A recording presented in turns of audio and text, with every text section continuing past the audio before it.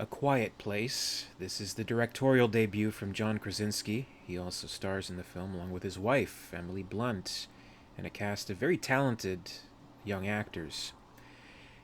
This movie, it received a lot of praise when it was released, and I'm always kind of wary about that kind of thing. Where they'll always do the same thing. It's one of the best horror movies in years, other than that one movie that came out the year before and the movie that came out the year before that. So I'm always like wary of that. I don't know. Part of it's because I think certain critics will just kind of want credit for praising the film, but then you get caught into kind of a web of where they'll praise pretty good movies or even like mediocre movies just to kind of get their name on the poster or something like that. Who knows what kind of the whole critical consensus, critical reception kind of thing is. So this one, it kind of eluded me for a little bit. I first saw it when it first came to digital release. I think this is maybe like the first movie that I got just purely digital, that not on like DVD or Blu-ray with a digital copy. Just bought it right off iTunes. Um, we're in a new age, right? So I was a little bit wary, but I wanted to give the movie a chance because you hear good things, right? And I have to say, I do have to agree with. After all that, yeah, I know. I have to agree with the hugely positive reception that the film got. This is an excellent film. It is one of the best horror movies or thrillers, or if you want to classify it as that, and just generally one of the best movies of last year, and one of the most impressive directorial debuts of recent memory, actually, from John Krasinski, who's great, who I love, who's he's Jim on The Office. Come on, he's great. I thought he did a great job with directing the film and acting in the film, and I absolutely wholeheartedly agree with the positive reception that the film got.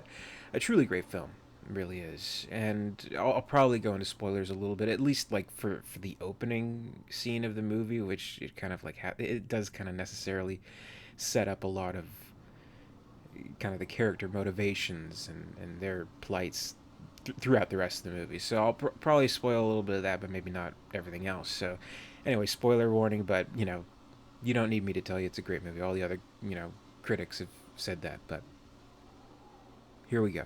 Spoilers going forward. So I mean, anyway, like the general concept of the movie, it's very interesting. It's these monsters, right?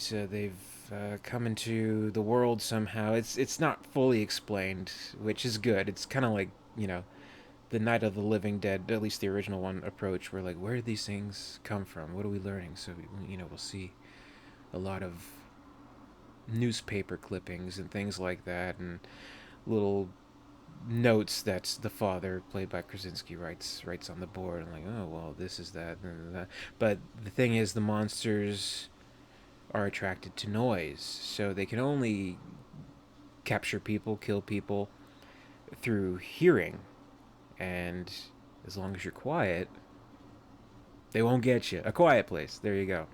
So it's an interesting concept, and it focuses on this family and their survival throughout this whole ordeal, which has been ongoing for, I think, it's a year or two at this point in the film. And they have a certain advantage because within this family, there is the daughter who, she's deaf. She has a hearing aid, and they all know sign language, so they're able to communicate with each other without having to speak, and that kind of gives them a little bit of an edge in surviving, and indeed does.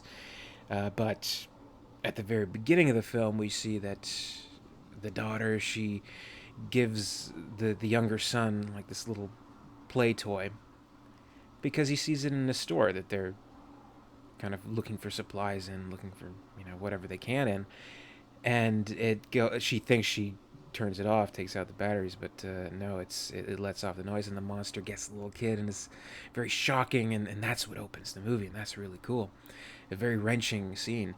Um, so that I thought was great because I mean that's almost like what the whole movie is about. Like in this whole you know quiet world that they have to live in now. There's so much that they're restricted from. Like you kind of think like, could I do it? Could I survive?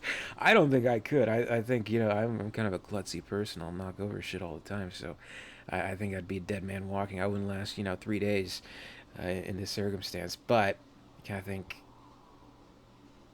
how could you survive and could you live without sound and the little joys that certain sounds bring? Like, yeah, the kid just wants this cool rocket ship and it makes cool sounds, right? So and that kind of like plays into the larger themes of the movie, and those little pleasures, I guess. Because another thing that kind of went through my mind when watching the movie was like, I love music too, right? I couldn't like listen to music and stuff, but then we find out later in another scene that yeah, they do have their own little kind of iPod MP3 player where they're listening to a song, the husband and wife, and they have it on like kind of low. They have the earbuds in, and they're dancing, and it's a nice, sweet little scene, and it's really really good. And, it's Neil Young, it's Harvest Moon, so it's very this kind of slow dance emotional scene. You kind of think about the characters, like maybe this song means something to them from their past, and they're capturing a little piece of life before these terrible monsters came and just made things a living terror, really. And how do you keep living with some sense of normalcy under these circumstances? So that's kind of what it's about. It's about the family unit and their survival and how they can kind of stay together, basically. And it is kind of about an unspoken fear of resentment from the daughter. Like, she believes that the father blames her for the son's death, when in actuality that's not the case. But I guess they just didn't communicate it properly, unfortunately.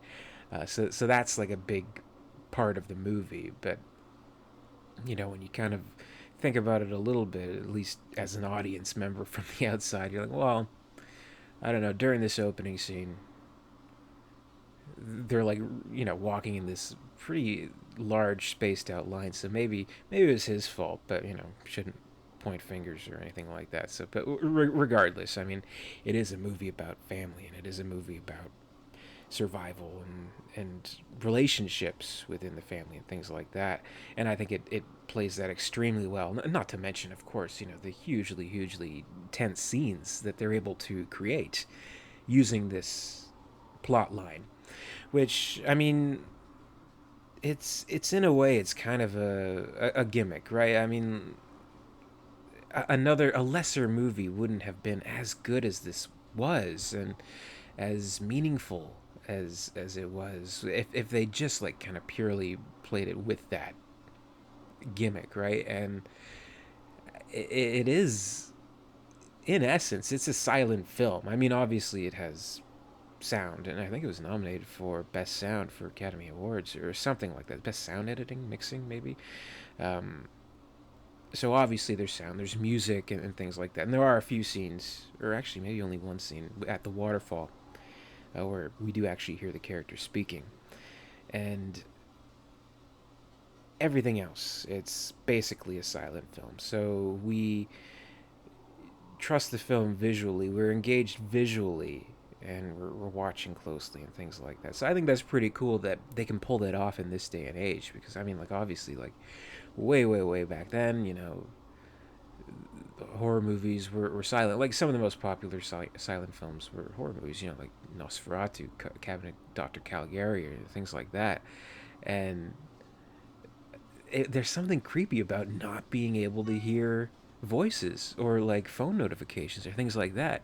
There's something so unnerving about that, and I think it really plays into that quite well, actually. So I think it moves beyond just the gimmick is basically my point for that. So I think it uses it in a very effective way that not only plays into tension, not only uh, is an interesting kind of concept, but I think it really works. And also, like, in the fact that this daughter is disabled, she has the hearing impairment. So I think it all ties in and plays in together very well, and it doesn't feel cheap. It doesn't feel gimmicky. So I very much appreciate the effort put into that, and the performances are, even the stronger that we don't get to hear their voices, or like long monologues, or like big speeches like, "Oh,